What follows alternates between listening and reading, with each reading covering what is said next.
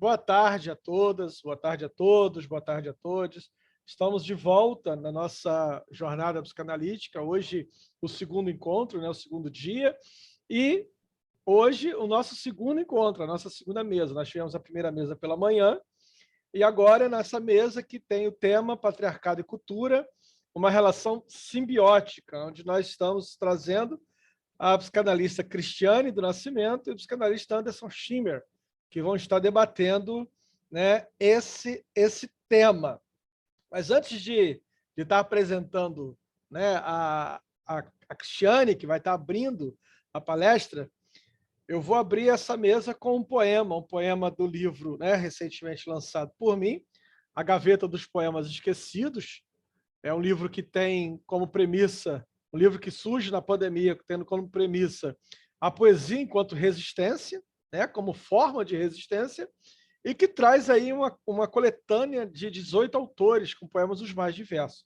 Eu escolhi aqui um poema chamado Verdade, da poetisa Grácia Cíntia, que é assim, ó: Verdade. Por vezes, sinto como se fora a detentora de um segredo, de uma verdade desconhecida, mas logo percebo que todas as verdades são conhecidas. No singular ou no plural, sei que está à nossa volta, sobre, sob e dentro de nós. A verdade é que tudo o que sabemos, mas tentamos ocultar ao longo de nossas vidas, como se fora um quadro em branco, esperando as tintas, os pincéis, os riscos, os rabiscos, o pulsar exato, a inspiração, a temperatura, tudo que for preciso para compor a imagem.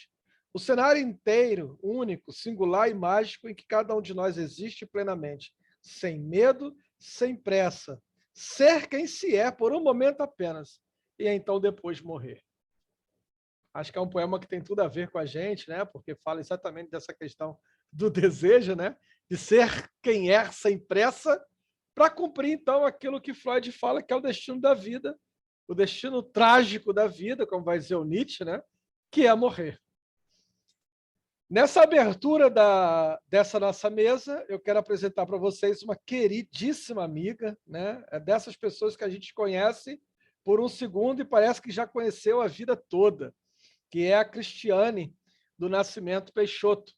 Cristiane é psicóloga, psicanalista, pós-graduada em psicologia clínica, mestra em psicologia pela Universidade Federal de Santa Catarina, participa atualmente do Clube do Livro, ali no Fórum Lacaniano de Florianópolis, estudos dos seminários de Lacan, né, desde 2018, e atua no estado de Santa Catarina. Eu estava falando hoje de manhã, Cristiane, que a gente está com uma jornada do Brasil de ponta a ponta, né? Nós tivemos hoje pela manhã a Giovanni, que é de Sobral, do Ceará, e depois a Fabiane de São Paulo, e agora a gente está trazendo Santa Catarina, né? Que é a Cristiane. E também São Paulo com Anderson. Então a gente está com o Sul, Sudeste, Nordeste, o pessoal do Centro-Oeste, e não é diferente. A gente está com uma galera boa aqui do Sul presente com a gente está com a galera boa do Nordeste, do Centro-Oeste, diversos lugares do Brasil aqui que estão assistindo nossa jornada. Cristiane, é sempre um prazer ter você. Achei belíssimo o teu cenário, essa parede rosa aí, é linda demais. Seja muito bem-vinda, querida. A mesa é sua. Tá bem. Então, vou começar aqui. Obrigada, né? Boa tarde a todos vocês.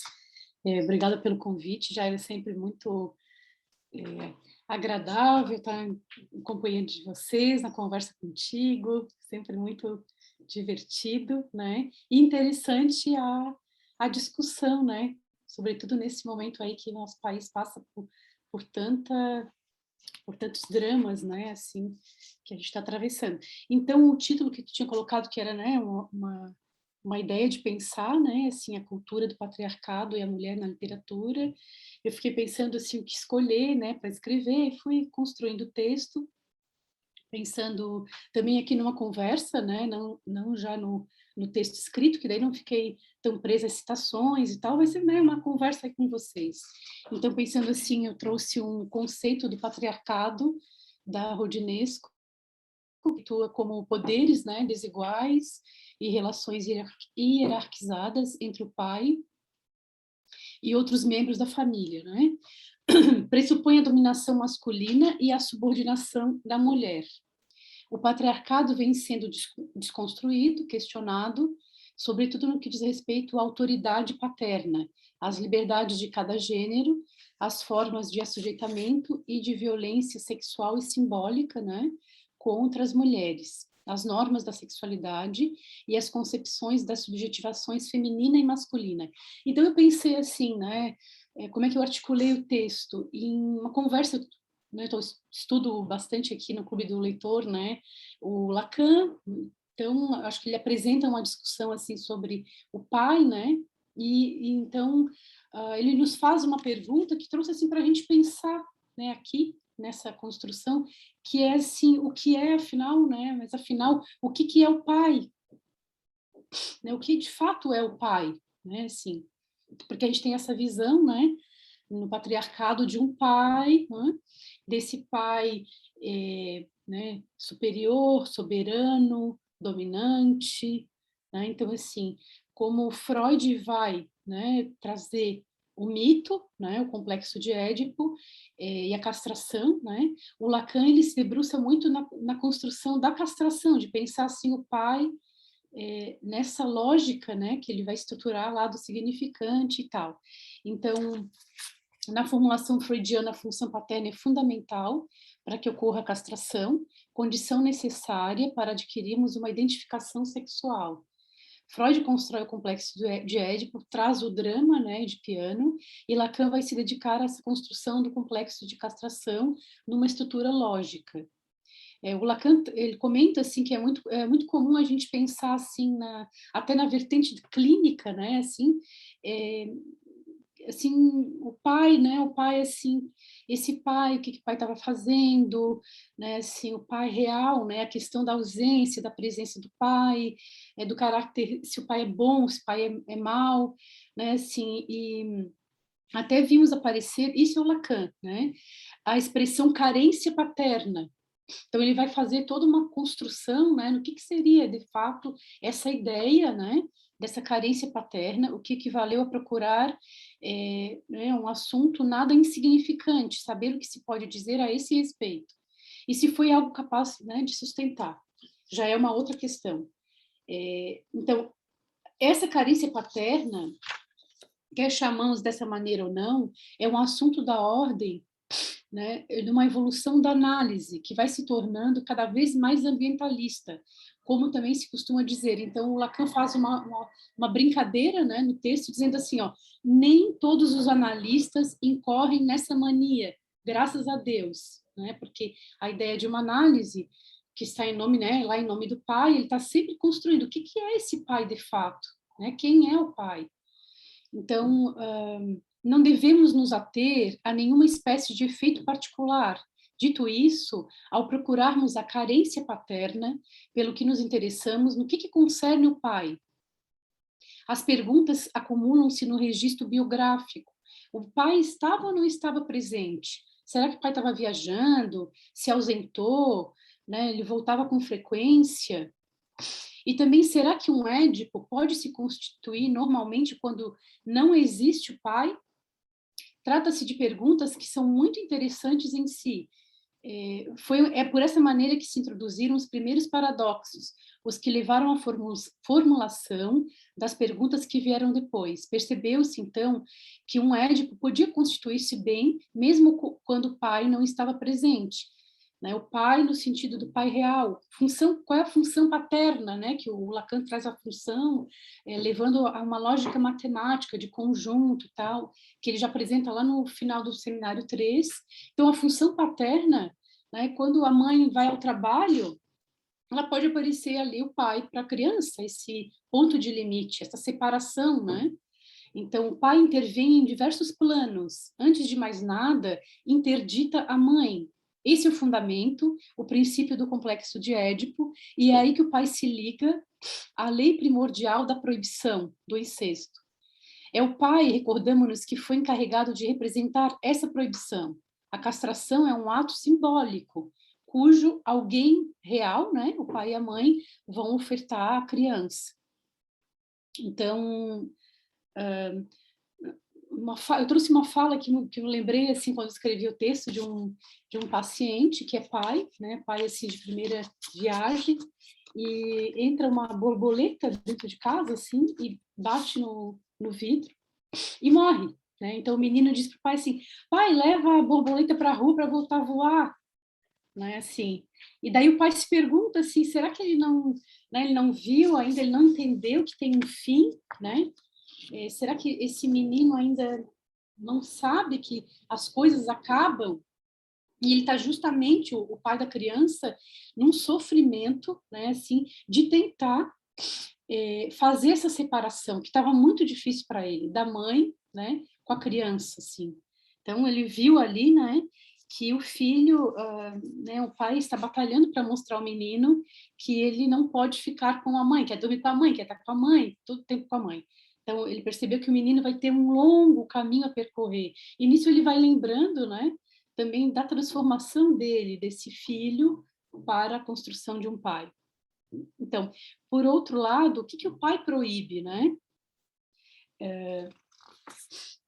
O pai efetivamente frustra o filho dessa posse da mãe, né? O pai, Lacan traz na construção, né? Que é uma metáfora como é o significante que ele vem explicando lá no seminário 5, que ele já abre essa discussão, né? Do sujeito por ali. Então, Lacan constrói um pai, né? E essa lei, sem significante, não há o sujeito que deseja. Então, ele vai construir um pai, que é um ponto, um limite. Não se trata de uma pessoa, mas de uma função que o pai real pode, né, executar, a mãe com o seu trabalho, né? Porque eu acho que essa discussão, né, eu acho assim, muito interessante para pensar a lógica do patriarcado, porque assim, por que uma mulher, né, ela não pode criar o seu filho, né, assim como essa presença do pai, ela é totalmente questionada na linguagem, no discurso do patriarcado. Isso é muito forte. Até eu trouxe aqui depois uma fala que, né, terrível, assim, né, que circula aí, enfim. Destaca como fundamental, dentre as intervenções do pai, né, essa lei de proibição do incesto. Sua fala intervém no discurso da mãe como uma proibição, um não. Né? Então, a diferença é que o Lacan não associa essa característica da função paterna a uma crise da autoridade do pai na família, mas a condições estruturais. Né? Então, nessa ideia patriarcal, a função paterna ela é identificada o tempo inteiro como um exercício de poder, né, de dominância. A gente tem aí assim exemplos, né, terríveis no mundo, no Brasil, no estado que a gente mora, nessa política, né, assim, terrível. Então, eu trouxe aqui uma fala que eu lembrei, que me marcou muito, assim, eu fiquei muito, assim, assustada, até poderia dizer, com o tal do vice-presidente, não sei se vocês se recordam disso, que ele falou isso publicamente, né, de coragem, né, terríveis, assim, esse discurso. Mourão diz que a família sem pai ou avô é de elementos desajustados. Né? O general da reserva afirmou que o Brasil vive uma crise de valores e que famílias desestruturadas, qual estrutura que ele estava falando, né? Da estrutura do patriarcado, essas famílias desestruturadas causam o ingresso em narco-quadrilhas. Isso é totalmente feroz, né? E é essa lógica que está aí. Né, de questionar, né, dar esse nome da mãe solteira, né, de questionar nós mulheres da capacidade, né, de estabelecer uma condição, né, de criar um filho e de participar e de falar, e do feminino, né, que também vai estar aqui marcado no meu texto. Esse discurso patriarcal atribui que a construção de um ser humano se dá sob a ótica da família tradicional, tem o pai como uma figura central. Neste discurso, não está presente o pai simbólico, não há essa ideia. Né? Não há subjetividade, não há construção de significante. O humano é visto como um corpo biológico que deve ser corrigido com a lei do patriarcado. Né? Assim.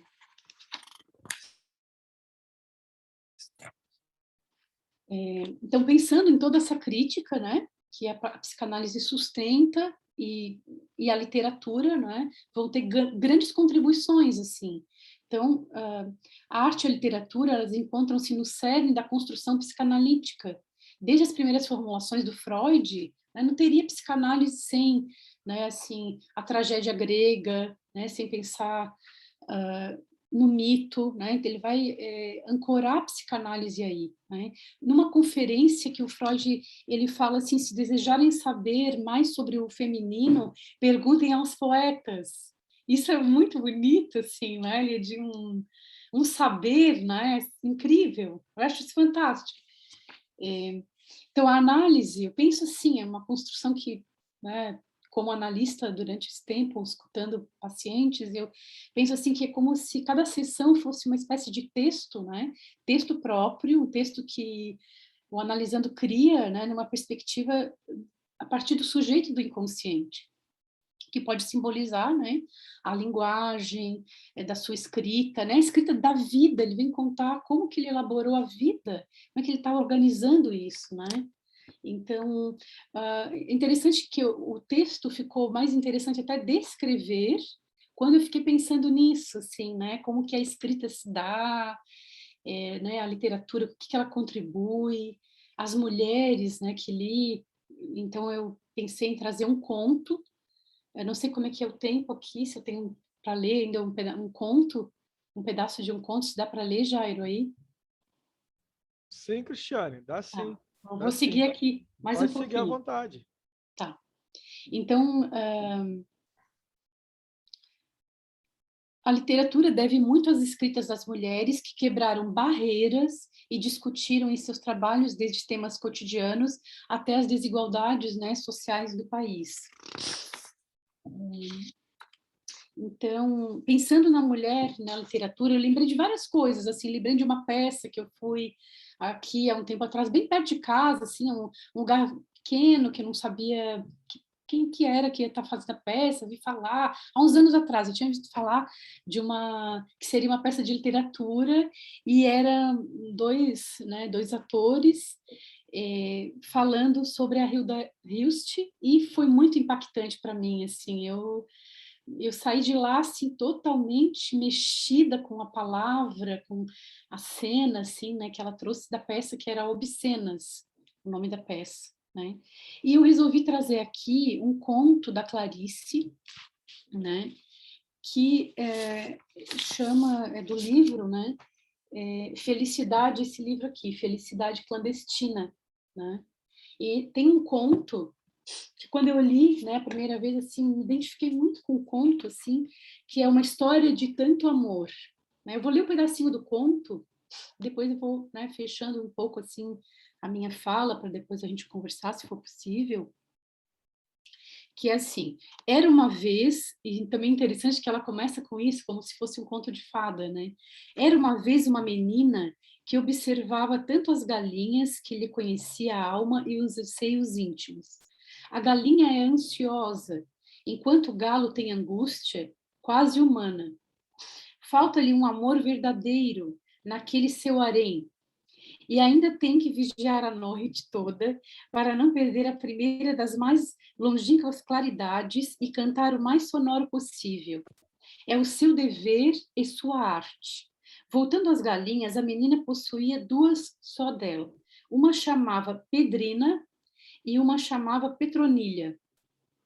Quando a menina achava que uma delas estava doente, ela falava com a tia, pedia que a tia desse assim, um remédio para cuidar das galinhas. Veja, as galinhas eram como se fossem, né, duas amigas da menina. Então a menina não tinha entendido que os homens não podem ser curados de serem homens e as galinhas de serem galinhas. Tanto o homem quanto a galinha têm misérias e grandezas. A da galinha é a de pôr um ovo branco de forma perfeita, inerentes à própria espécie.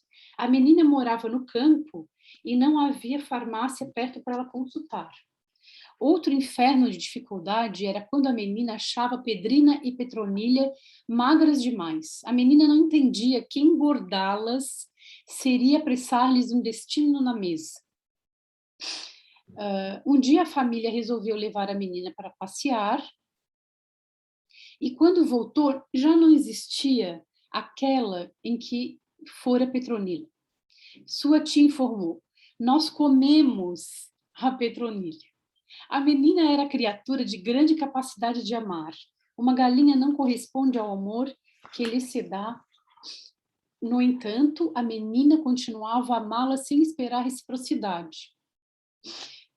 Pedrina, secretamente a preferida da menina, morreu de morte morrida. Então, num diálogo com a mãe, né, a mãe conta para ela assim que, né, a menina estava com muita raiva da família, começou a odiar todo mundo na casa, né, assim, começou a não querer mais conversar com o pai, porque o pai tinha comido a galinha, né, ela estava muito chateada. Então, mais tarde veio uma galinha que era a Eponina. O amor por Eponina, dessa vez era um amor mais realista. Já não era mais um amor romântico, era o amor de quem já sofreu por amor. Já havia ali, né, no texto da Clarice, me parece a castração, né? E quando chegou a vez de Eponina ser comida, a menina não apenas soube como achou que era o destino fatal de quem nascia galinha. As galinhas pareciam ter uma espécie de presciência do seu destino. Uma galinha é sozinha no mundo. Mas a menina não esquecera o que sua mãe dissera a respeito de comer bichos. Comeu Epopina mais do que todo o resto da família. Comeu sem fome, mas comeu com prazer quase físico, porque sabia agora que Eponina se incorporaria nela e se tornaria mais sua do que em vida. Tinha feito Eponina né, ao molho pardo, de modo que a menina, num ritual pagão que lhe foi transmitido de corpo a corpo, comeu-lhe a carne e bebeu o sangue. Nessa refeição tinha ciúmes de quem comia Epopina. A menina era um ser feito para amar, até que se tornou moça e havia os homens. Né?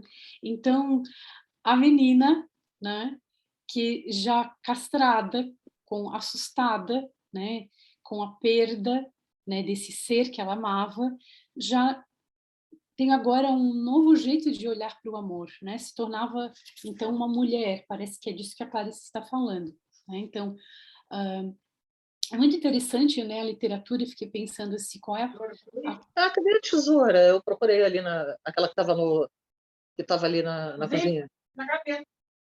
Opa! Eu queria.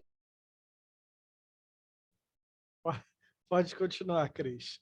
Você falou de castração, pediram uma tesoura. Tem tudo a ver. Seu microfone fechou, Cristiane.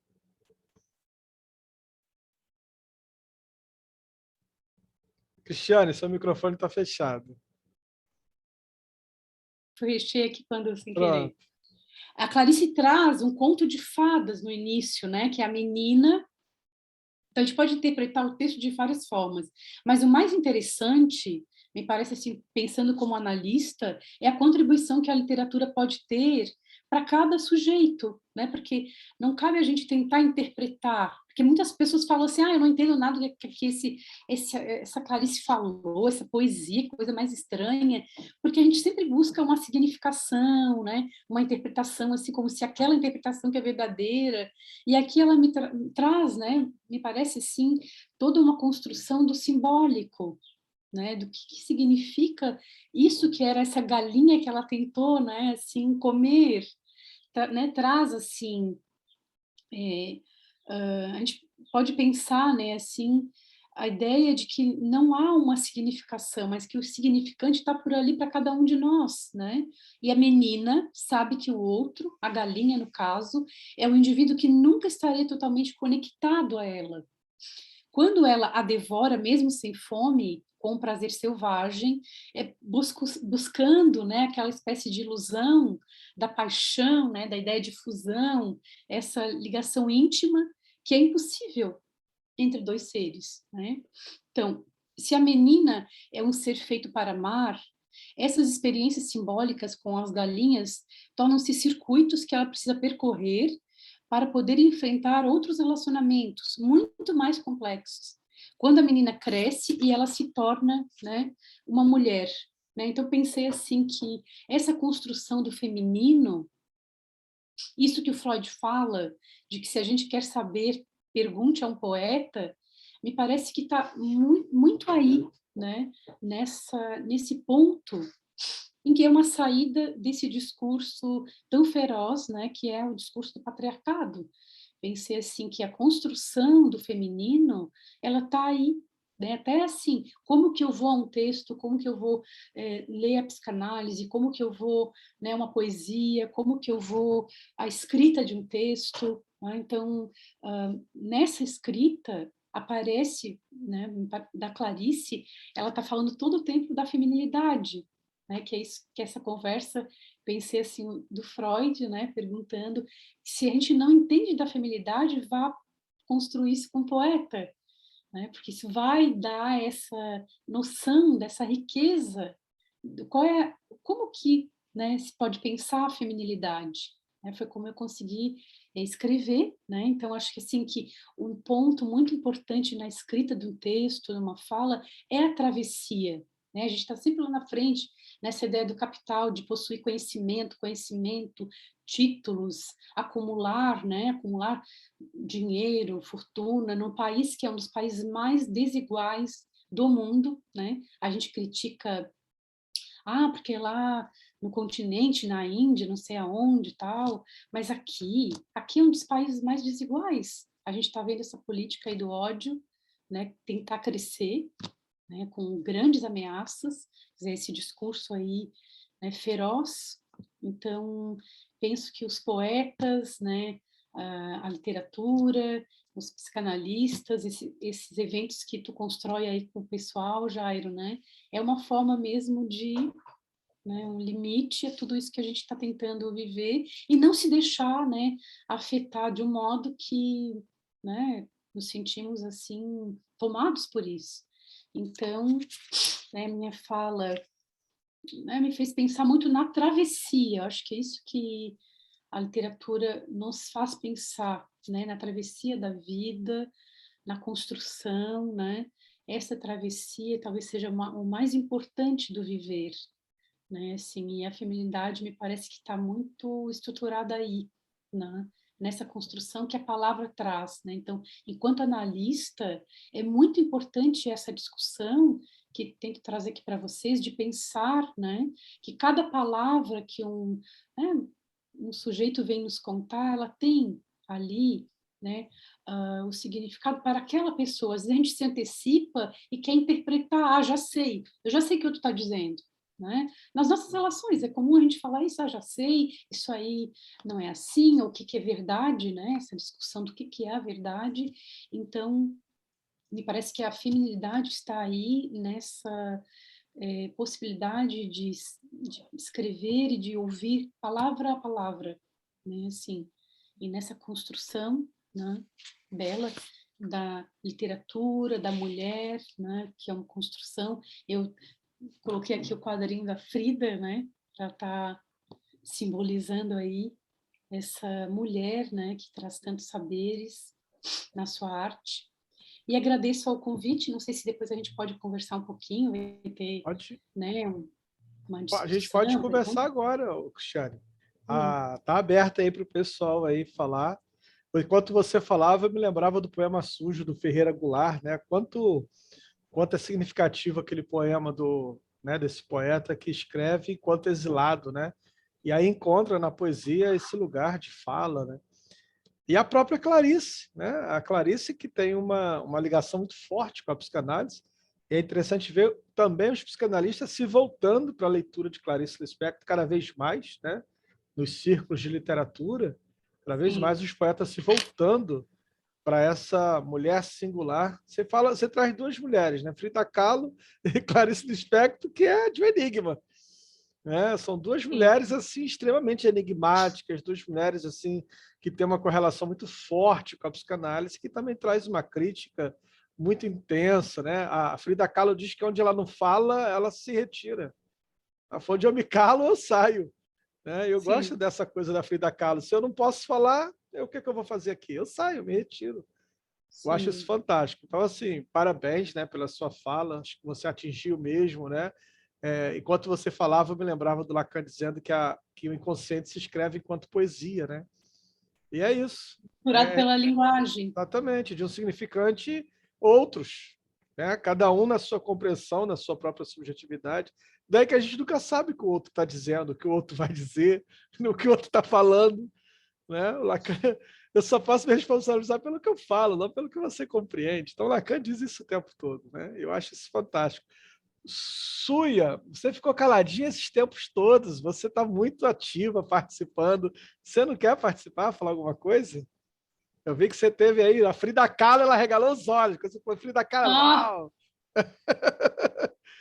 Gente, fiquem à vontade aí para falar. Aproveita que a Cristiane está aí para vocês sugarem. Cristiane, eu sou Sabe, suspeito. esse conto foi bem importante para mim, assim, porque numa sessão de análise, eu fui falar isso na época para minha analista, eu comecei a falar com o Jairo sobre isso, que quando minha filha saiu de casa e tal, né? E aí, ao invés de chamar de Eponina, eu chamei de Epopilha. E aí, nesse ato falho, assim, foi muito divertido até, porque... Minha né, filha, assim, né? digamos, a Epopilha era a minha filha Laís, né? Que tinha partido, e as minhas filhas ficaram mais ou menos. Então, veja como um conto é rico, né? Assim, como um conto convida a gente a trazer o sujeito que deseja. Né? Eu acho que isso é muito belo. Né? Assim. E eu acho até que não só, né, trazer o sujeito que deseja, como você falou, mas trazer ele de volta para o seu desejo, né? Você descobrir. Sim, Né? okay. A gente estava conversando antes de vocês entrarem, Cristiane e eu, exatamente sobre isso, né? Dessa experiência dos filhos que saem de casa. E esse ano de 2020, minhas duas filhas saíram de casa. E eu falei, a gente só sabe o que é isso quando a gente vive isso. Vive. E essa diáspora quase me levou junto, porque eu fiquei assim, caraca, eu nunca senti tanto, né, uma situação como eu senti a saída delas, ao mesmo tempo feliz, porque foram saídas assim muito, né, muito comemorativas, graduação na faculdade, né? Você fica, uau! Mas e aí? Claro. Né? E aí eu tive que voltar para o meu desejo. Tá, beleza, criei. E agora? Eu vou ter que voltar, né? Deixar eu me encontrar de novo. E esse vazio traz esse convite também, né? Sim, assim, claro. A reconstruir, pensar. Tem um nome, né, Cristiane? Tem um nome na psicologia, a síndrome do ninho vazio, né? Sim. Se não cuidar, vira uma síndrome. Sim. E é terrível isso, né? Eu fiquei muito feliz aí de você ter trazido a Clarice, né, para esse discurso, porque até então ninguém havia trazido a Clarice ainda, né? E a Clarice fala isso, quando a gente não vive aquilo que a gente é, não sobra muita coisa da gente. Aquele texto que ela fala do boi castrado é terrível, né? Do touro castrado é terrível. Ela fala, né? Cortar os delas são muito fortes. Muito fortes. Muito. As palavras, né? Assim, a gente vai lendo e vai se encontrando ali. Né? Então é muito interessante. Tem gente que fala, mas não entendo nada disso, o que quer dizer, né? Que viagem. Não tem que entender. É isso mesmo, o barato não tem que entender, né? Se de repente, né, nesse conto. Aí eu gosto do Mário Quintana, que ele fala, não tem que fazer sentido. Quem faz sentido é soldado. Pô. Sim! O Mário Quintana, ele fala isso, quem faz sentido é soldado. Não tem que fazer sentido. E a gente não é soldado. Né? Eu acho que isso que é muito bonito, assim, na teoria, né? Sim. Que o sentido aqui deu uma outra riqueza, né? Cristiane, eu sou amante da literatura, né? E eu gosto daquela que é a bastarda. Eu falo que a filha bastarda da literatura que é a poesia. A poesia é filho bastardo, né? Ninguém fica rico escrevendo poema. Você fica rico escrevendo contos, ficção, né? E aí você tem os Dan Browns da vida, você tem o pessoal os Lovecraft, você tem essa galera toda. Agora, poesia você tem o Carlos Drummond que morreu funcionário público. Né? Porque essa é a lógica do patriarcado, né, Jairo? Sim. É a lógica do patriarcado, do capitalismo, do acúmulo. Poesia é resistência, né? Eu gosto muito da charge do Rafael em 2018, quando o Bolsonaro foi eleito, quando o Rafael escreveu o chargista, né? Se eu não me engano, acho que é de São Paulo, não sei, do Nordeste, eu não lembro de onde o Rafael é, acho que é de São Paulo. Ele escreveu uma charge onde uma mulher com a mão no bolso, perguntava para um homem, e agora, o que nós faremos? E o outro responde, vamos escrever poesias, os canalhas não suportam poesias. E é isso. Poesia enquanto instrumento de resistência. Muito obrigado, Cristiane, pela sua fala. Tem alguém com uma mãozinha ali? Tem, a Marileia. A Marileia levantou, estava demorando, eu já estava. Cadê a Marileia? Marileia, traz as provocações. Eu tô tentando resistir, porque dá vontade de falar o tempo todo. Ué? Aí eu estou sem graça já. Por quê? Olha Oi, só, Marileia. a Cristiane trouxe a Frida, né? Sim. E você trouxe as caveirinhas. Ah, tinha que trazer. Então, né? E as caveirinhas rosas. Lindas. É em homenagem à Cristiane? A Cristiane e aí o Anderson, né? O Anderson botou azul, a Cristiane botou rosa. Eu falei, vou botar uma coisa para combinar com os e dois. eu coloquei né? a Frida também aqui. Então, você tá trouxe presente. a Frida e ele trouxe as caveirinhas, né, do México. Assim, você foi falando e aí foi fazendo um filme assim de uma porção de temas. Quando você fala da galinha, e aí eu fui pensando assim, como que as coisas são, como é que o simbólico entra na gente como uma osmose, sem reflexão. Aí eu lembrei da Águia e a Galinha, do Leonardo Boff, que me acompanha Sim. muito, né? E também lembrei de quando você falou assim, eu como a sua carne, aí eu lembrei da Igreja Católica, né?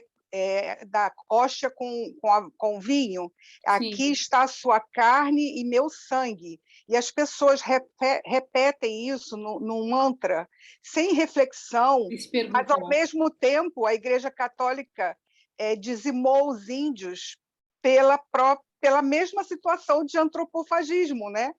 Então, o que é selvagem ou bárbaro em um momento, no outro é divino, mas sem reflexão. Então, quando o Leonardo Boff fala da mulher, faz uma analogia de ser a galinha ou a águia, e aí você foi falando sobre essa questão também da Clarice, que é uma assim fantástica. Eu achei lindo o poema, esse eu não conhecia. Achei fantástico. Eu queria só levantar essa questão de como que, para desconstruir o patriarcado, eu fico assim o tempo todo pensando em estratégias de como chegar às mulheres, de como chegar às comunidades, de como chegar às meninas, à população de forma geral, e passar a mensagem de temas que às vezes parecem ser tão herméticos, tão, como é que se diz, eruditos, né? Como é que você vai falar de patriarcado, de feminismo? Na verdade, é falando desses poemas, é você contando o dia a dia, é você fazendo com que se reflita sobre situações que você faz no dia a dia, que você repete, e o que aquilo significa para você. Já parou para pensar? Não parei. Como que você repete ditados populares sem refletir que você está reproduzindo preconceitos? E se as palavras têm poder, você tem poder, porque você tem a palavra. Sim. Então, vamos repensar tudo que a gente diz, como a gente diz, e se o que a gente diz está transformando ou está reforçando o que a gente quer transformar. Eu fui pensando nessas coisas enquanto você falava, né? E essa coisa do comer a carne e beber o meu sangue me leva muito a essa coisa da igreja, e no que ela diz que é profano, e, ao mesmo tempo, quando ela reproduz, ela faz de um jeito tal, com um manto sagrado, que é aceito. Então, tudo depende do momento, da intencionalidade, do momento, de como você faz e para que interesse, para quem é isso, para quem é interessante, para uma minoria ou para uma maioria. São questões que eu acho que a gente, no exercício diário, deve fazer o tempo todo para a gente ficar atenta aos nossos vícios também, né, de reprodução. Então, achei bem interessante, era só pensar junto, pensar alto, isso que eu queria levantar nesse momento. Marileia, você falou na mesa anterior, né, sobre a questão dos livros. Existe um pensador que trabalha muito bem esse tema, um sociólogo, inclusive, que é o René Girard, que vai falar sobre a violência e o sagrado. E aí ele vai falar disso, dessa violência simbolizada, né, e presente o tempo todo dentro do campo do sagrado. Inclusive, essa questão da Eucaristia, ele trabalha bastante. Interessante, já anotei. Tá. Todo ponto de vista é a vista de um ponto, é o que vai dizer Leonardo Boff na Águia e uma Galinha. Veja que interessante. Eu acho isso lindo demais da conta. Para minha vida isso. A Marileia traz respeitar. da pergunta, né, que é fundamental. Veja, quando a gente está lendo, né, a gente se pergunta, essa possibilidade de se perguntar, de levar isso, né? Um conto traz isso, uma poesia traz uma pergunta. E veja que cada palavra pode suscitar algo, né? Tu trouxe uma construção, né, dessa questão do sagrado, do religioso, né, do sangue. Né? A gente pode ver que as palavras, né, elas provocam muitas coisas em nós, e isso que é interessante, isso que faz a gente repensar, né, se perguntar, né, porque o que nós temos hoje é falta de pergunta, né? Nossa política aí deu nisso porque não se perguntaram o que é isso, né? Muita gente não se perguntou. Então, esse convite a se perguntar o que é isso que me disseram, será que eu concordo, será que é por aí, né? Por que essa palavra galinha, eu pensei em muitas coisas, falei, ela usou essa palavra galinha por acaso, né? Assim, essa coisa assim marcada, né, da mulher, da questão de pensar, né, a mulher como um objeto, né, essa questão no nosso país do feminicídio, que a gente já falou na outra jornada. Então eu falei, puxa, a Clarice não usou essa, né, espécie de metáfora e de construção ao acaso. Então isso que trouxe, Marileia, é muito bacana, assim, a tua Porque fala. é a galinha, é a vaca, é a cachorra. Agora, A bota no piranha, masculino. Bota né? no masculino e vê se tem o mesmo sentido, né? Sim. Então, então, veja, bicho, né, comparado a um bicho, a um pedaço de carne, a um objeto. Então, essa construção de se parar e se perguntar, eu vejo que é fantástico, né? A saída deste lugar, né? Não se sai desse lugar sem provocações, né? Sim, sem pergunta, né? Que eu acho que é isso Exatamente. que é o fundamental, assim. Mas bem legal, Marileia, a tua fala aí. Cristiane, querida, foi um prazer imenso estar com você aqui nesse debate. E aí os temas eles se casam, né? Porque você finaliza falando de sangue, você finaliza falando de feminicídio, né? Falando desses temas extremamente provocantes. E aí eu quero convidar agora o querido Anderson Schimmer, que é professor ali da Universidade 9 de Julho, nas disciplinas do Núcleo de Psicanálise de Sexualidade e Gênero, né? Doutor e mestre em Psicologia Social pela PUC de São Paulo, com a bolsa sanduíche aí pela Universitat de Vic, na Barcelona, Espanha, clínico e supervisor e com uma experiência vasta dentro dessa área, né? Que vai estar debatendo exatamente isso, um país onde a cada uma hora, né, alguém, né, um homossexual é morto, a cada uma hora. Um país onde estar em casa para a comunidade LGBTQIA+, nem sempre é lugar de conforto e de segurança. E aí ele propôs, então, trazer esse tema, falar sobre a questão, né, da teoria queer e a psicanálise. Anderson, prazer imenso ter você aqui, querido. Obrigado, Jair. Obrigado pelo convite, também a Fabiana pela extensão do convite. Então, você já me apresentou um pouco, e foi exatamente no doutorado que eu conheci a teoria queer. Também foi, já tinha ouvido alguma coisa aqui, talvez não estivesse pronto para escutar, né? Às vezes acontece isso, conhece uma teoria, mas você não está pronto para escutar, né? Olha estranho. E depois eu acabei fazendo um curso, mesmo lá na Espanha, de teoria queer, e fui compreendendo mais, primeiro como curioso, muito interessado em criticar, né? Porque a gente ouve falar, professores falando mal, você já vai um pouco na má intenção, né? Vamos dizer assim, um pouco aberto. Mas essa questão que retomou essa vontade de falar da teoria queer, né? Eu intitulei meu trabalho O que da questão? Notas atualizadas sobre psicanálise e teoria queer. Essa questão veio de uma coisa muito prosaica. Eu estava lendo um site de fofoca um dia, e aí eu vi que está falando de rock, né? O filho do Renato Russo tinha dado uma entrevista polêmica. Bom, se você é como eu e gosta muito da fofoca, mas não sabe quem são os envolvidos, né? Assim, geralmente eu não vou atrás, eu gosto só mesmo do enredo. Ele chama Giuliano Mavrandini, é um dos filhos do Renato Russo. Ele fala que ele fala assim, eu vou pegar aspas aqui, vou depois fazer uma cola aqui. Todo ser humano é bissexual. Eu já tive experiência com homens. Não tenho vergonha de falar essas coisas. Ninguém pode falar que é heterossexual se nunca experimentou o outro lado para saber. Ao ler isso, me lembrei de uma... Quando eu escutei isso a primeira vez.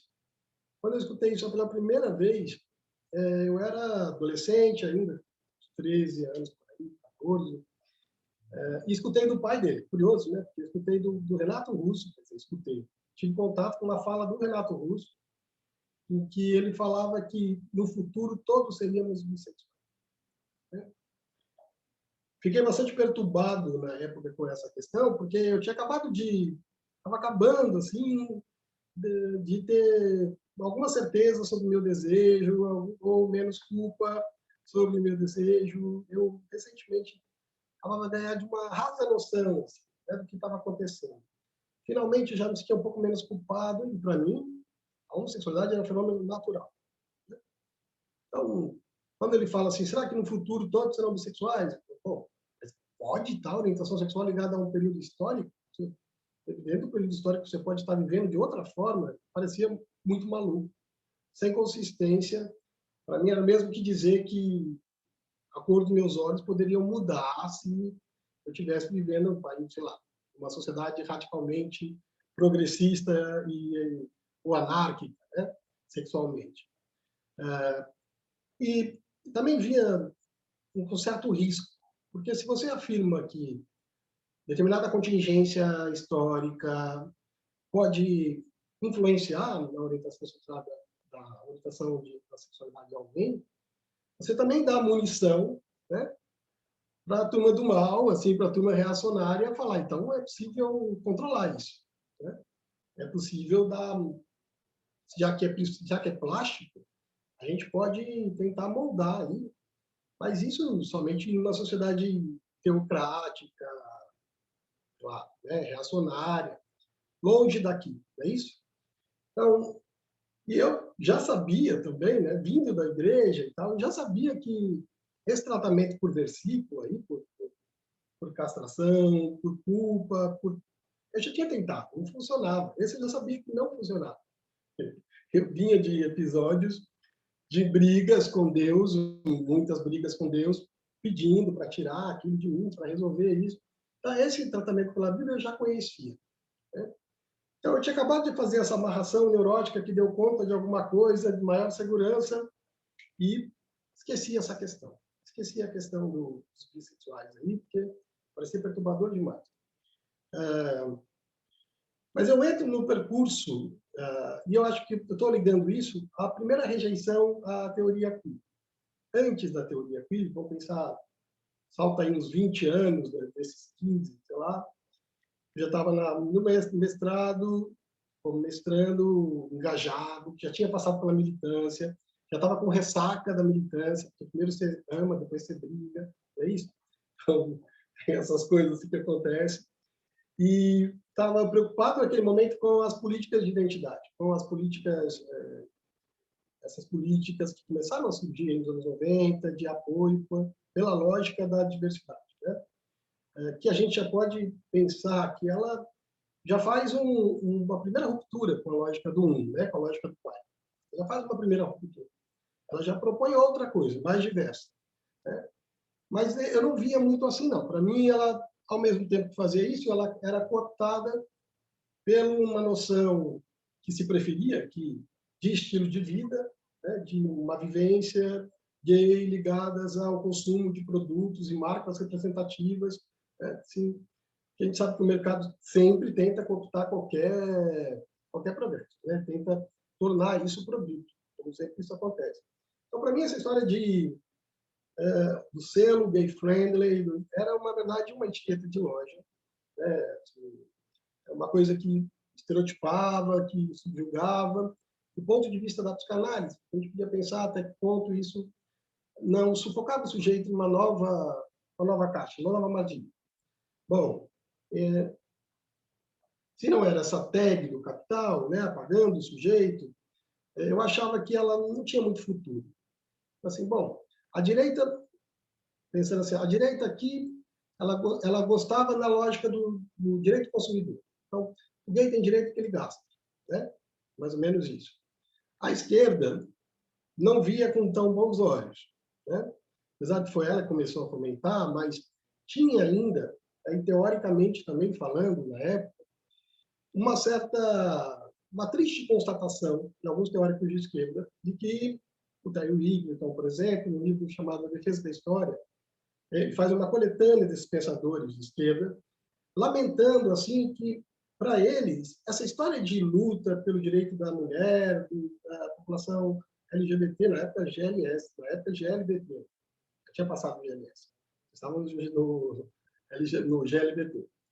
E aí eles achavam que essas lutas, elas eram assim a morte do socialismo, a triste constatação de que a revolução mesmo, né, o socialismo real, eu nunca entendi o socialismo real como que aconteceu, mas que o socialismo real não já estava morto, né? Teria caído com o Muro de Berlim.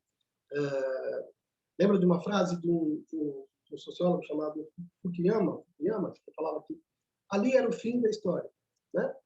Com o capitalismo se estabelecendo sem concorrência, sem outra lógica, né? Com o mercado livre, com aquela mudança no mundo, a nova ordem mundial, era o fim da história, né? Não tinha mais tensão nesse sentido. Vamos dizer, ele se tornava o capitalismo eterno. E aí,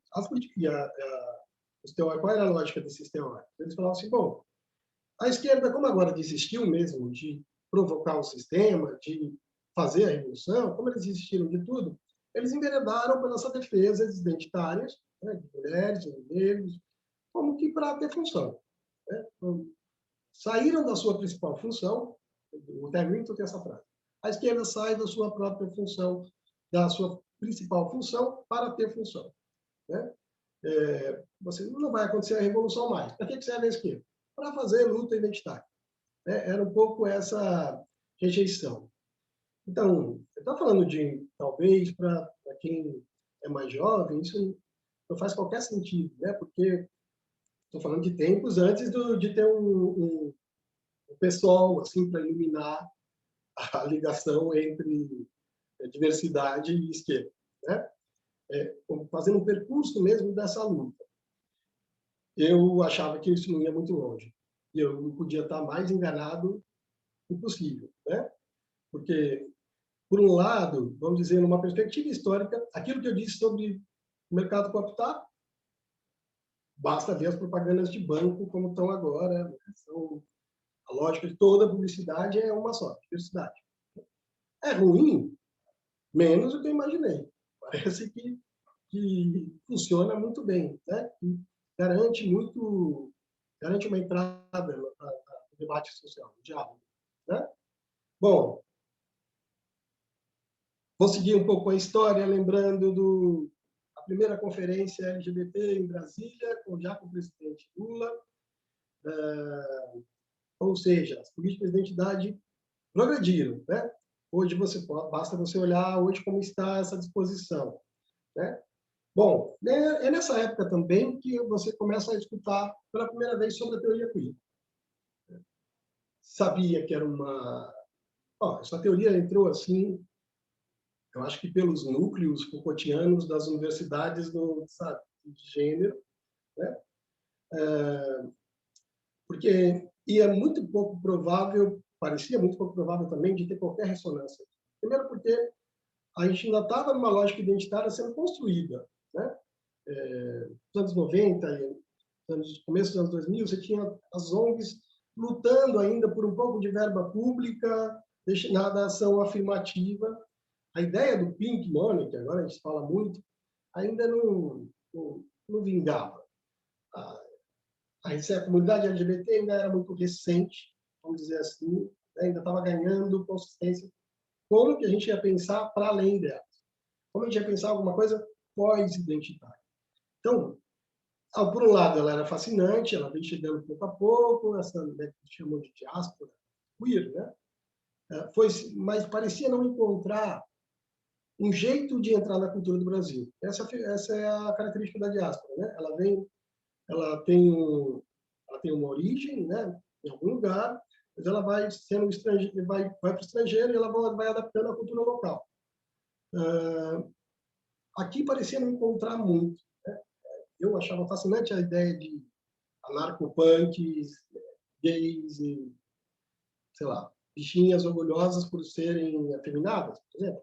Me parecia fascinante essa ideia, mas parecia muito pouco provável, muito pouco assim que se tornasse uma cultura. Enquanto na academia tinha uma consistência, né? Tinha uma forte produção literária, de literatura científica, no campo da cultura eu não apostava muito também. Falava, essa ideia de que uma teoria que funcione pelo negativo, de desconstrução, não vai funcionar. Aqui já era mais irônico. Se antes eu era ingênuo, agora eu já era psicanalista. Como é que eu podia falar isso? Né? Que uma teoria que funcione como construindo algo desconstruindo, né? Não poderia funcionar. Mas você não percebe as suas próprias contradições. Né? E aí eu queria falar um pouco agora, como enfoque, exatamente isso, que é a relação entre teoria queer e psicanálise.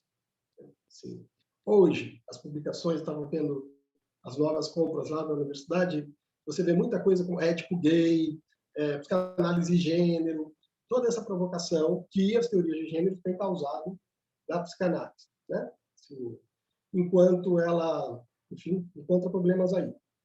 A teoria queer,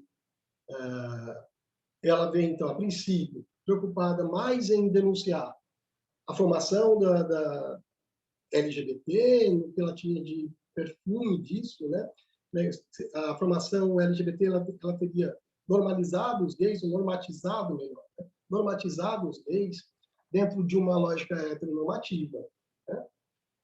Enquanto a teoria queer, desde o seu início, ela já tem esse caráter marginal, um caráter meio radical, né?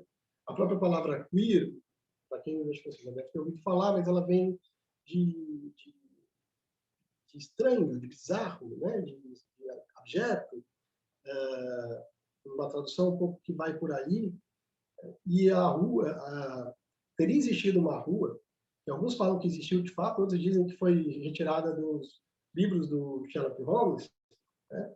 A Queer Street, em Londres, onde vivia o pior tipo de pessoa. Eu adoro esse rótulo de pior tipo de pessoa, que geralmente são as melhores. Então, essa rua, onde ficavam as prostitutas, alguma coisa parecida com a população marginal LGBT ali do lado, ali convivendo nessa rua, às vezes com trabalhadores do sexo naquela época. E aí ficou todo mundo que parecia ser um sujeito que poderia estar naquela rua se tornou queer, né? Como uma injúria, como para xingar a pessoa. E a teoria queer, ela toma isso como um ponto de orgulho, né? Não como uma identidade positiva, exatamente, talvez não, não nesse sentido de orgulho, mas sentido de assumir esse significante, né, queer, estranho, para se sustentar a partir daí numa crítica, né? Dizem que o primeiro que foi chamado de queer teria sido o Oscar Wilde, eu estou falando de literatura, teria sido o Oscar Wilde, que foi, vocês sabem, foi preso, né? Ele teria sido o primeiro a ficar espalhando, a ser rotulado com essa coisa queer, né? Esse rótulo queer. E agora, né, obviamente, com essas teóricas, e eu posso falar no feminino mesmo, porque a grande sustentação queer é de teóricos, né? De Butler, outros nomes, são tudo mulheres feministas, muitas delas lésbicas, que produziram boa parte da teoria. E aí, pensando o que se escutava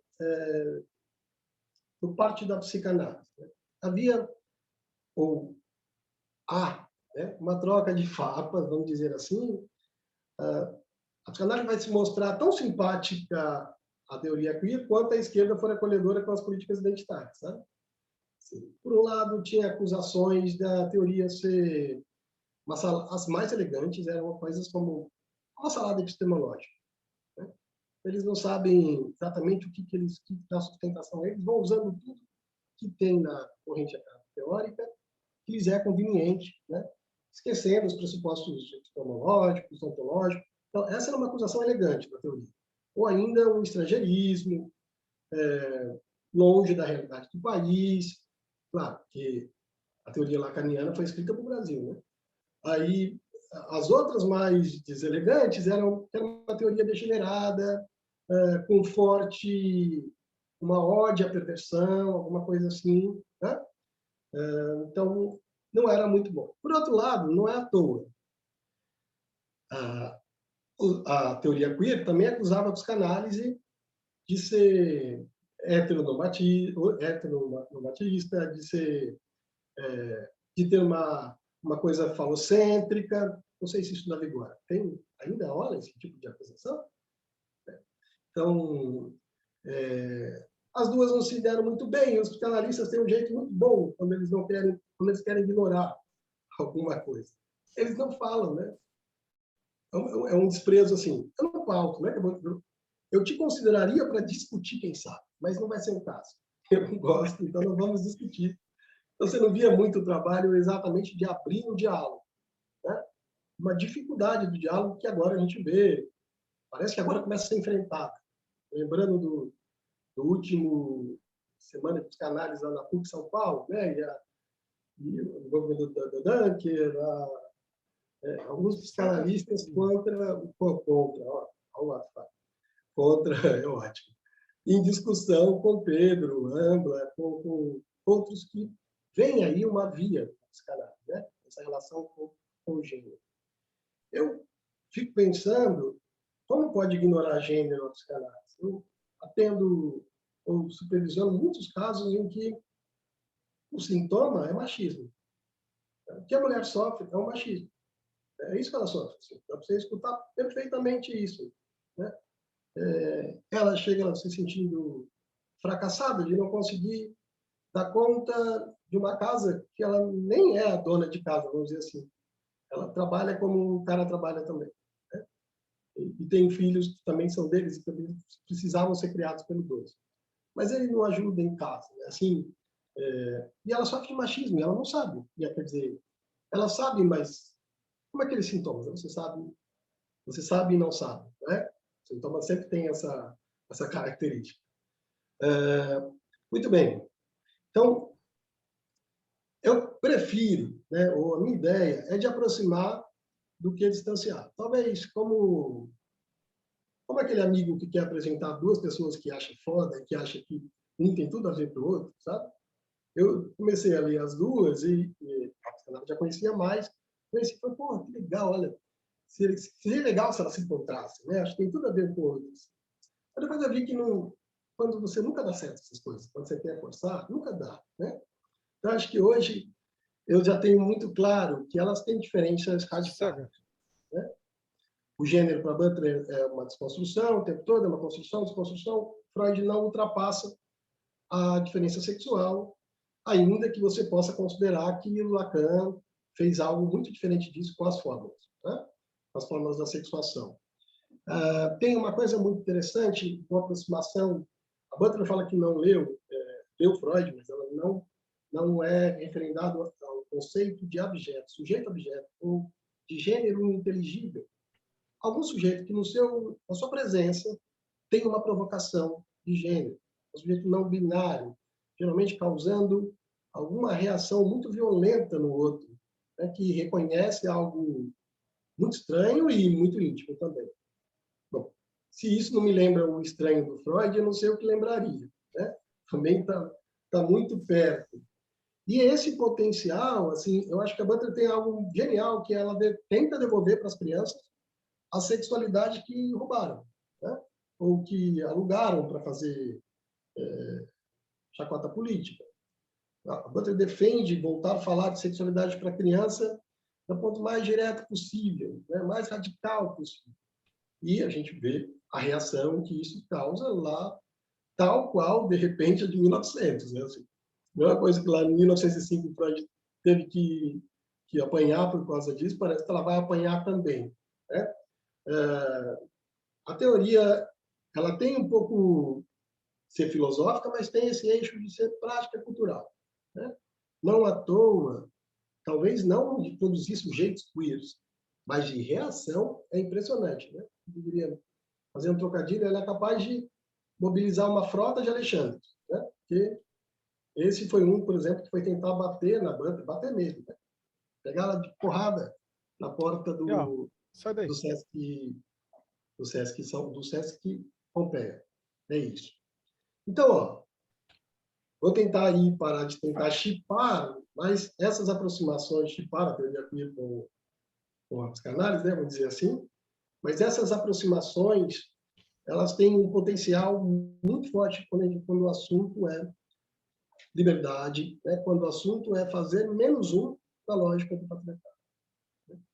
Porque a política, o ruim da política, eu vi discutindo aqui como provocar, né, dentro do campo político, como incitar as pessoas, como de alguma forma colocá-las nessa reflexão sobre o que reproduzem e tal.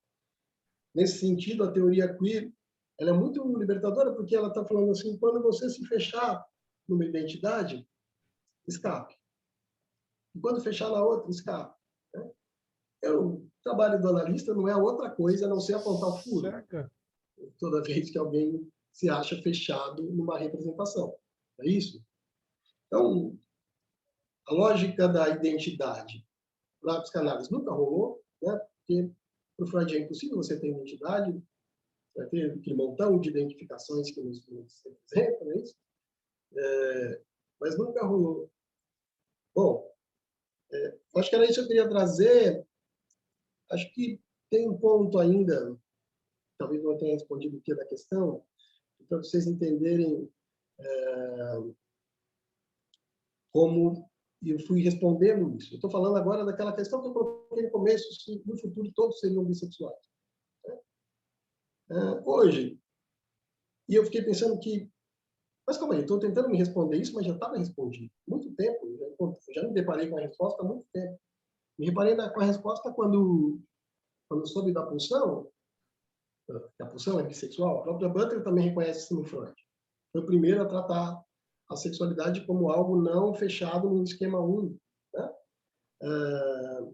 Então, ele já estava respondido ali. É claro que, se a gente pegar só o texto freudiano, há uma hierarquização do que você fez com aquela pulsão. Né? Não à toa que ele comemora o fato do Hans estar adulto e é um heterossexual normal. Tudo bem, né? Tem uma farra ali. Então, agora, ele é um homem, como a gente chama, como diz a Unesco, né? Um homem de seu tempo, mas as pessoas também esquecem de ler as notas de rodapé do texto freudiano. Você lê as notas de rodapé, você vai vendo uma reflexão, uma revisão da obra pelo próprio Freud. Né? Então, ele vai marcando o que ele está caminhando, né? De alguma forma. Bom, é claro que é muito complicado a gente falar que a orientação sexual não é natural no sentido dado pela natureza, né? Nesse sentido, não é mesmo. Né? Isso ajuda o movimento a ter que enfrentar esse povo maluco que fica tentando curar, né? Assim, isso ajuda a enfrentar. Mas, do ponto de vista da psicanálise, a gente sabe que é uma escolha inconsciente. É isso? E a gente sabe que a sexualidade ela nunca se fecha num representante único e total. Ela sempre ultrapassa, vaza, incha, penetra, romba, né? Rocha. A sexualidade faz isso. Eu dizia que me enganei muitas vezes, olhando para hoje, o que é mais brilhante é pensar que a gente tem ou com sigla, ou sem sigla, ou queer, ou não sei o quê, ou usando uma assim. É muito mais liberdade de população. Caramba, teria mais heterossexuais, mais ou menos sexuados. Não é falando por si, é o mais legal. Né? Falar por si. Bom, e talvez uma outra questão, que daí, muito curiosamente, eu estava terminando esse texto, a semana passada, eu estava já concluindo, e encontrei uma matéria no Estadão, falando, olha que coisa. A matéria falava assim, ser bissexual, uma tendência do futuro? Aí, de novo, cara, né? Ó, que coisa esse negócio do sexo que não cessa de ficar se perguntando, né? Parece aquele povo que vai no Serginho Grosman perguntando de novo se a Coca-Cola vai tirar o filho, vai tal, não vai, não sei, aquela coisa. aquelas perguntas que faz para sexólogo, todas iguais, parece que todo mundo cansa de eu escutar e, mesmo assim, se interroga, né? E aí, agora, dessa vez, não era uma pergunta, assim, não era uma retórica.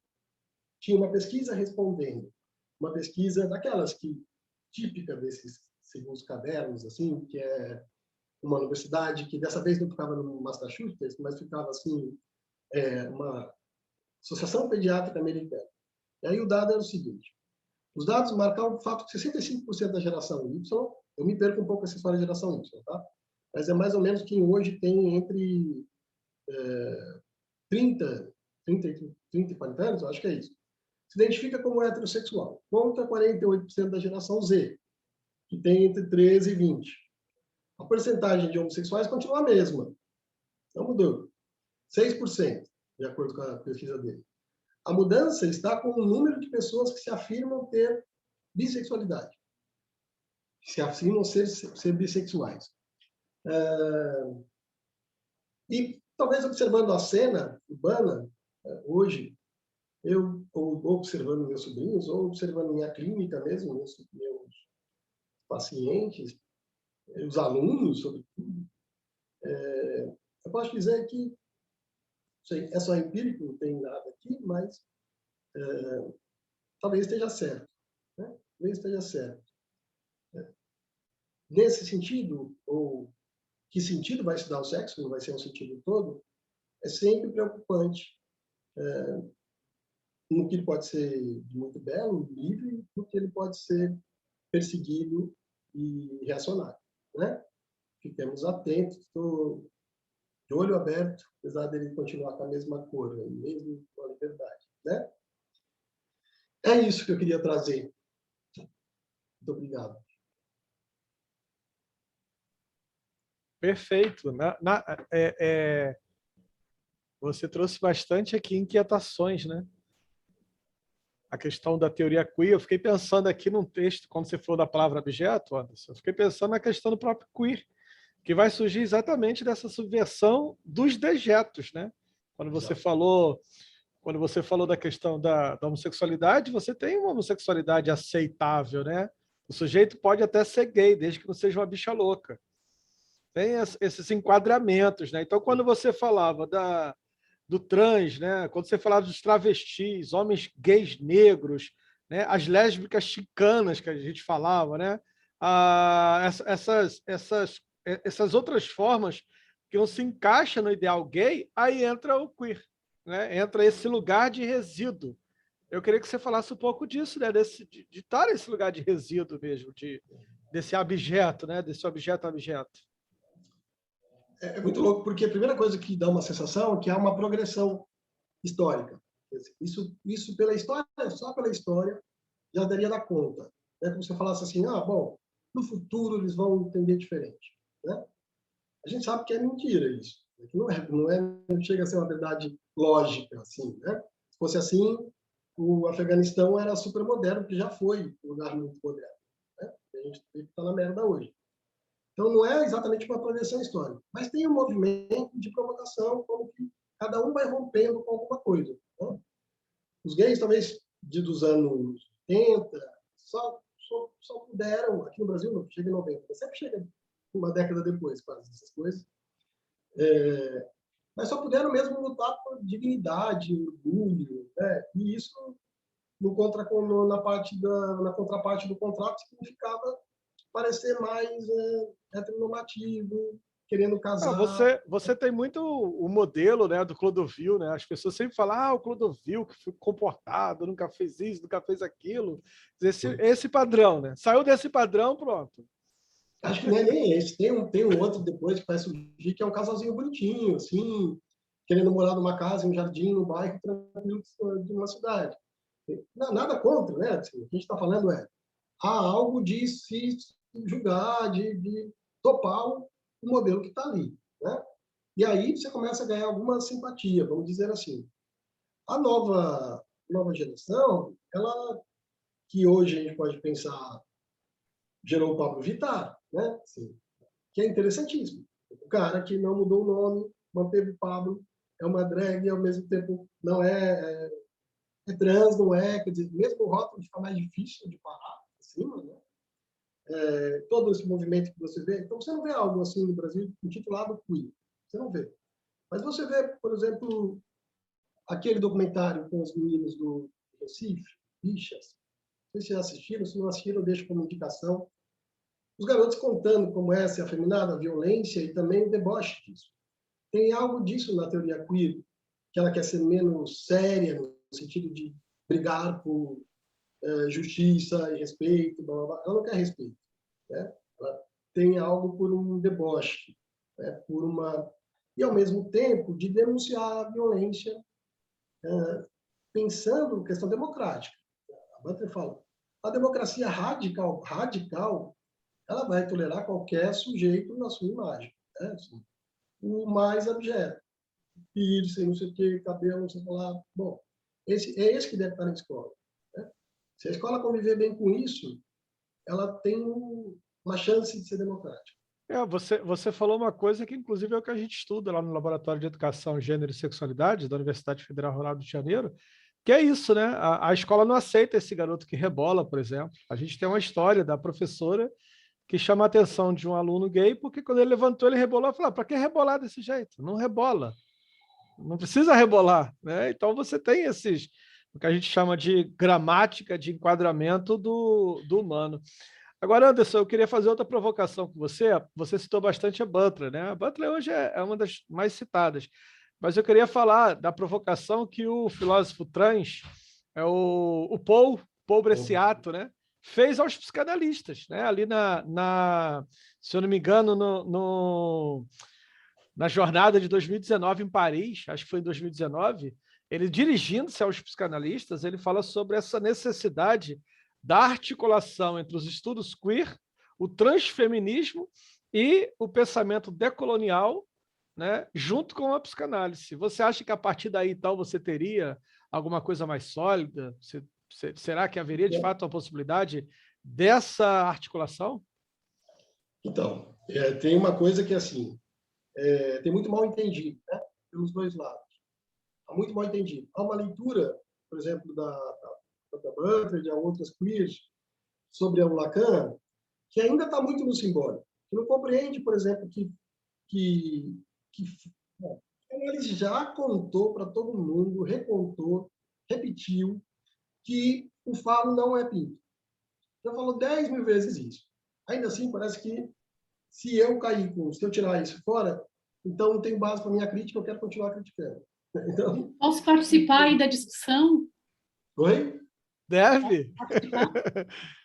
Pois é, porque assim, ó, ou eu não entendi de matemática, né, que foi o que me levou à psicanálise lacaniana, porque eu acho que tem os psicanalistas e a psicanálise, Sim, né, sim. assim, a gente pode pensar isso, né? Então, assim, se foi na França ou no Brasil, a lógica tá para quem quer entendê-la, né, para começo de conversa, acho que isso que é importante, porque senão a gente leva para uma abordagem sociológica, gente.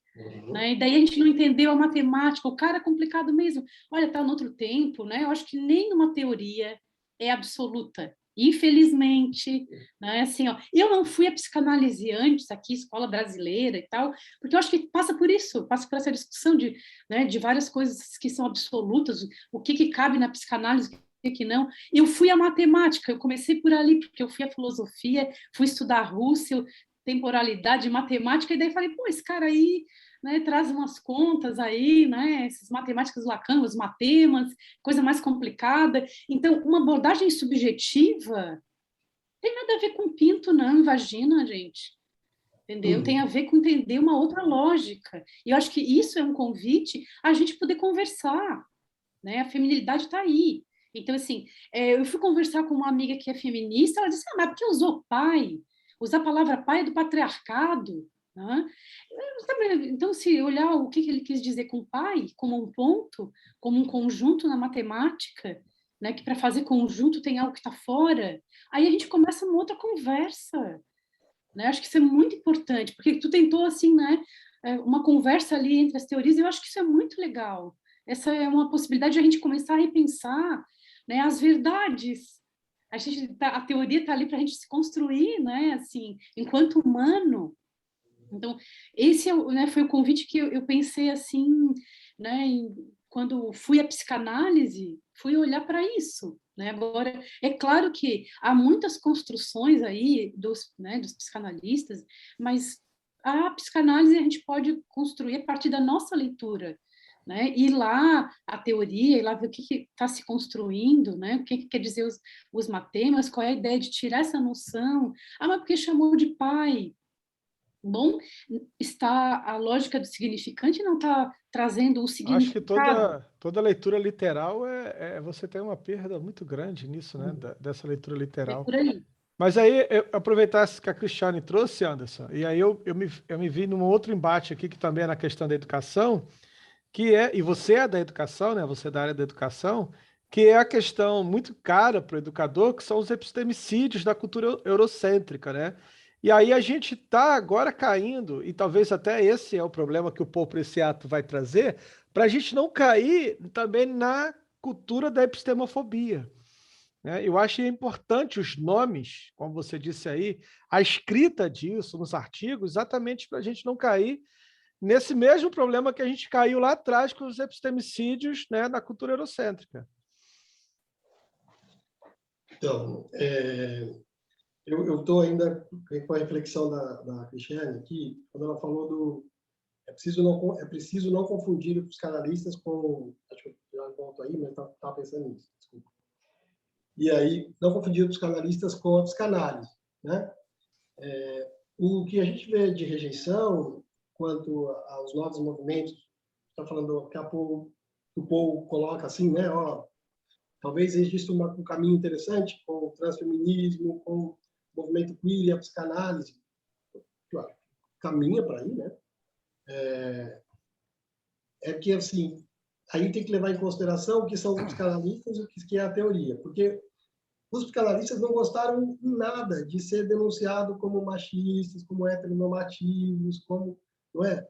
A teoria não autorizava isso. Pelo menos desde os anos 70, a teoria já não autorizava isso mais, né?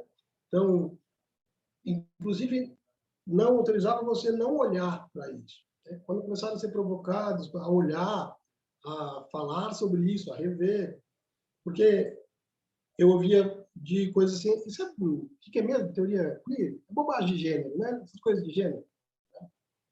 Como se gênero fosse algo assim, secundário, né? Como... Mas aí esse grupo vai ficar se reunindo para comemorar sintoma? Eram umas coisas assim, né? Que apareciam, um pouco nesse desprezo, talvez também caricato da outra teoria, né? Caricato da outra teoria. Então, talvez essa coisa que o Cristiano coloca é muito interessante, né? A gente construir nossa própria saída, nossa própria teoria, vamos dizer assim. Não construir nossa própria teoria no sentido de escrever uma, mas de escolher das que você tem uma para você. E aí sim escreve, né?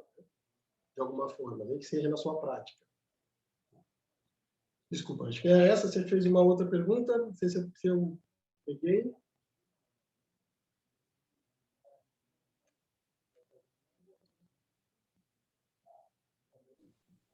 Cristiane, fala com a Cristiane.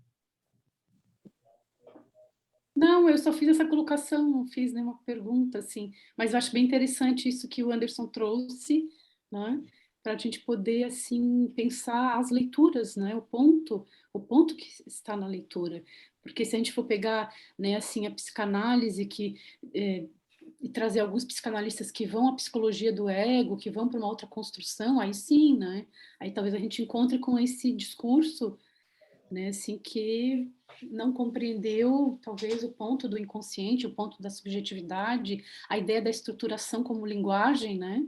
Acho que daí vai para uma outra leitura. Então, tem muita coisa aí nessa... Talvez você é chamado para um né? debate, né, Cristiane? Você é chamado para um debate. Qual que é o título do debate? Ah, é para falar de psicanálise e gênero. Ah, que legal, vamos lá, né? Aí chega, você encontra, assim, um pensamento calcado no Freud, em 1895, Claro, né? 1895 ainda, no século XIX ainda. Você fala assim, com gente, certeza. muita coisa rolou depois daí, né? Não dá para a gente ficar... E a gente vai encontrar falas até nos textos que são realmente machistas, né? Assim, nesse discurso, sem dúvida. Um trecho, uma frase e outra que traz ali uma colocação da mulher e tal, né?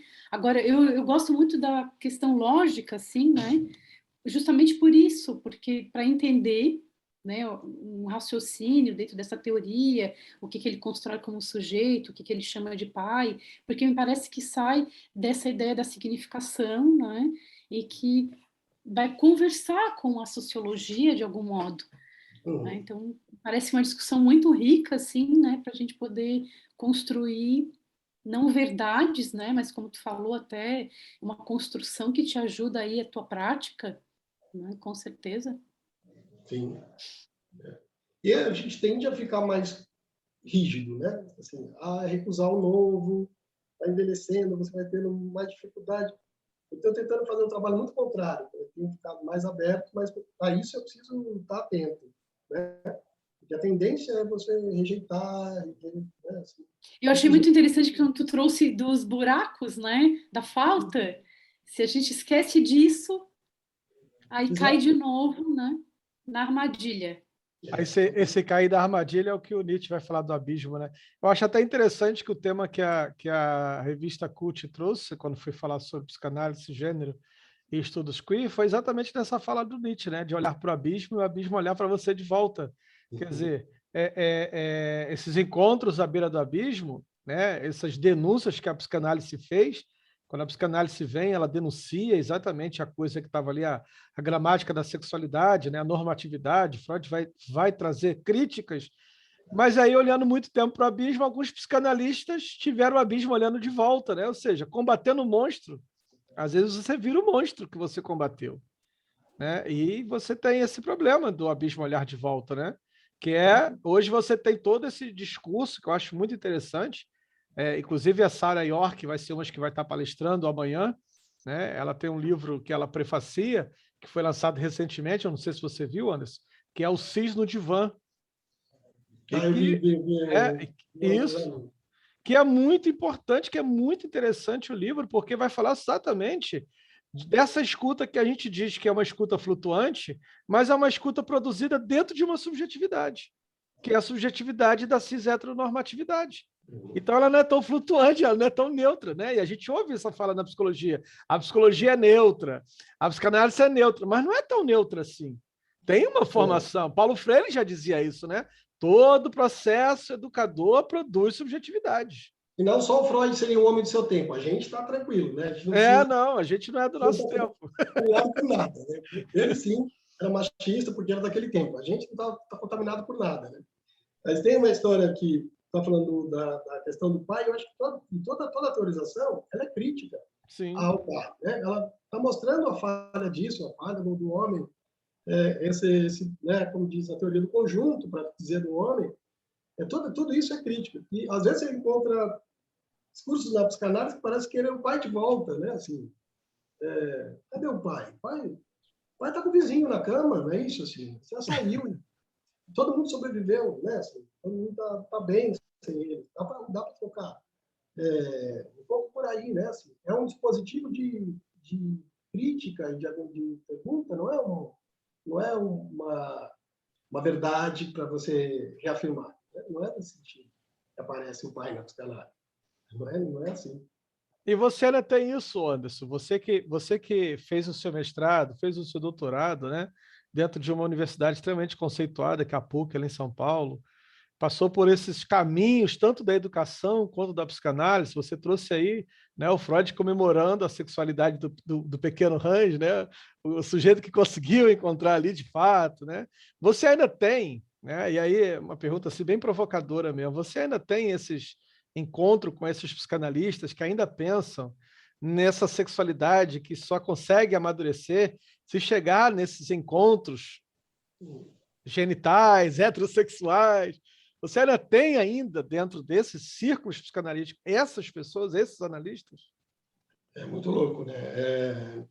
Eu geralmente não encontro mais assim, dessa forma não, fica feio, né? Falar que você não concorda ou você tem dificuldades. Agora, E alguém hoje defender que a pulsão tem um destino único e correto, né? Sim, esse é o destino que vai responder, que elas não são parciais, né? Ou elas são parciais para o fetiche, mas elas têm que chegar à heterossexualidade, têm que chegar à genitalidade, seria muito feio. Por outro lado, talvez na clínica, onde é menos vigiada do que o discurso, né? A prática clínica, que é menos vigiada do que o discurso, por exemplo, eu tenho pacientes que são homens trans. Nenhum, não dois, não três, mais que isso, já chegava para mim e falava, eu fui uma psicóloga e ela me disse que enquanto ela não acompanhasse um pouco mais o processo de transição, ela não ia me chamar no nome social, ia me chamar pelo nome de registro, até a gente ter maior certeza sobre qual era a identidade. Uma coisa muito louca, né? É inacreditável que isso aconteça. Não tem, mas... Eu falei isso com você. Eu falei isso. Tem um viés nefasto, mas ninguém considera, que é o pessoal da cura gay. Tá? Eu tô falando isso com você da questão da psicanálise, porque a psicanálise ela é fundada numa teoria da sexualidade, né? Eu sei que na psicologia ainda você tem essa galera que defende cura gay, essa galera que veio com chapa para a presidência do Conselho Federal de Psicologia. Só é estranhável. Agora, quando você trouxe a questão trans, eu achei interessante que eu não sei de quem é essa fala, eu não sei se é do Joel Birman, eu não sei quem é que fala isso, é um psicanalista que ele diz que as transidentidades é que tem algo a dizer sobre a psicanálise, sobre a postura e percepção dos psicanalistas, e não o inverso, não é os psicanalistas que têm o que dizer sobre as transidentidades, é o inverso. Mas a gente foi pensar radicalmente, é toda a psicanálise, né? Assim, sim, claro. Só existe pela fala da histérica, não existe psicanálise para fora o que a histérica pôde propiciar para acontecer. Ótimo. Né? Mas a psicanálise, de vez em quando, não tem essa coisa de falar pela histérica? Tem bastante. Fala para todo mundo, né? Nesse sentido. Nesse sentido, fala para todo mundo. Você não encontra muita literatura, pelo menos a última vez que eu dei uma olhada, que a gente estava falando, agora está saindo coisas novas, interessante. Antes era algum problema. Quando você está falando de população LGBT, sempre deu alguma merda. Ou foi no desenvolvimento, ou foi na barriga, ou foi porque o pai era passivo, enfim, todas essas teses, né, que a psicanálise construiu, não foram outras pessoas que construíram, foi a psicanálise. A gente pode... O Daniel Bourrillo, quando ele vai falar das bases da homofobia, ele coloca 4 campos de saberes. A psicanálise está entre elas. Né? Ele vai falar do todo o arcabouço teórico que a psicanálise propiciou para falar que não é falta de convívio com meninas, é a falta de convívio com meninos, é a falta de... O pai é muito passivo, a mãe é muito mandona. Então, aquelas condições que estão dadas ali, né, não é nem que estão pensadas no 1 a 1, tem mais ou menos uma característica de receita, elas podiam produzir um universo inteiro gay, porque talvez para a criança a mãe é a dominadora sempre, né? Porque ela que está ali dando a bronca, o cara não está lá, né? O cara nem está lá, né?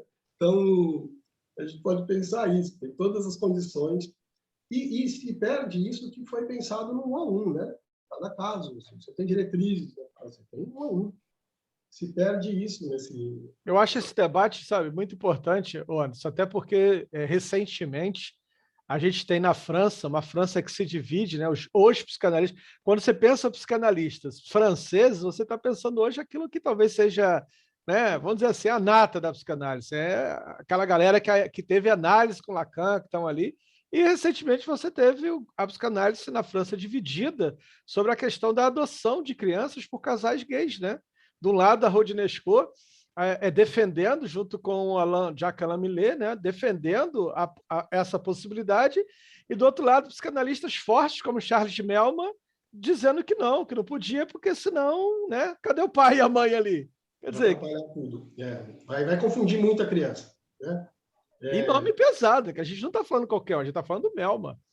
É um homem que tem muito peso na psicanálise. Tem um argumento outro dia que era assim, que uma menina criada por 2 homens, ela viveria inteiramente dividida entre 2 amores. E eu fiquei pensando, tem alguma que não é dividida entre 2 amores? Né? Dependente com quem ela cresceu, né? É Tem difícil. alguém, né? Alguém que não seja, né? Dividido. Alguém, não só as meninas, mas os meninos também, né? Divisão. É difícil sustentar sem cair no ridículo. É difícil. Né? Porque ou você entra no mesmo argumento das identificações que você falava, né, Cristiano? A mãe solteira, como é que ela pode dar qualquer noção de ordem ou de continência para a criança porque não tem o pai? Né? Assim, é difícil você, a não ser que você caia no ridículo, porque não tem como. Para onde você corre, né, teoricamente, para sustentar um troço desse? Né? Como você sustentar que não existe monoparentalidade, não existe outras possibilidades de criação. É voltar à família do século XVIII, né? Mas não é isso que querem fazer quando você Existe tem... o próprio patriarcado, né? Acho que isso isso é toda a discussão que a gente está fazendo aqui. Não é o que a Cristiane leu do Mourão, né? Se não tem um avô, isso se aí não o que tem está rolando aqui. É o vice-presidente da República, né? Se não tem o pai, se não tem a mãe, se não tem o avô, não foi isso que ele falou? Não é isso que diz a nossa ministra? Homens têm que vestir azul, mulheres têm que vestir rosa? Quer dizer, é essa fala que a gente está tendo hoje aí, a gente está tendo... Ô Anderson, você falou uma coisa que é interessante, a gente está tendo que debater o óbvio. A gente está tendo que desconstruir o que já estava desconstruído. Você vê que não fica, né? Não tem muita consistência, não. Tem que ficar esperto sempre. Né? É terrível. Ô Anderson, eu fico muito feliz de ter você aqui com a gente. É um tema muito complexo. Eu sempre falo que temas como gênero, estudos queer, são temas que não são para serem debatidos assim de forma tão simples, porque são temas que exigem muita leitura. Foi o que a Cristiane falou aqui. Exige uma certa conhecimento de sociologia, exige uma certa leitura, e a maioria das pessoas não estão lendo, não leem. Então não consegue dar conta. Aliás, Lacan disse que cada um só suporta a verdade, só consegue alcançar a verdade que é capaz de suportar. Então a maioria não faz essas leituras. Então quando tem você que vem aqui e fala disso assim de forma tão simples, e eu fiquei muito feliz com esse bloco da tarde, porque foi tocado em dois temas. Eu posso dizer, eu vou entrar numa particularidade aqui, dois temas assim muito vivenciados na prática, né? Porque quando a Cristiane critica essa fala do Mourão, é de um lugar de uma mãe que criou uma filha sozinha. Né? Então, esse é E de muito uma forte. avó, hein? E de Uma uma avó que foi a vulgo mãe solteira em 1944. Meu Deus! Paterna. Dona Honorata Martins, enfermeira. Pois é. Isso aí, isso é história. E quando o Anderson traz essas críticas também, isso também é vivenciado no seu dia a dia. Ele traz aí a crise dele com a religião e com Deus. Isso me lembrou muito o Gil, né? No Big Brother, o tempo todo falando, ai, Jesus... né? O tempo todo ele falando que achava que estava em pecado, que estava em crise. Eu achei essa fala de vocês dois trazendo isso no ato. Isso é psicanálise, né? O ato. Sim. Então eu só tenho a Já agradecer. tive a fase, já. Hoje eu estou amicíssimo de Deus, ainda que eu prefiro a companhia do diabo.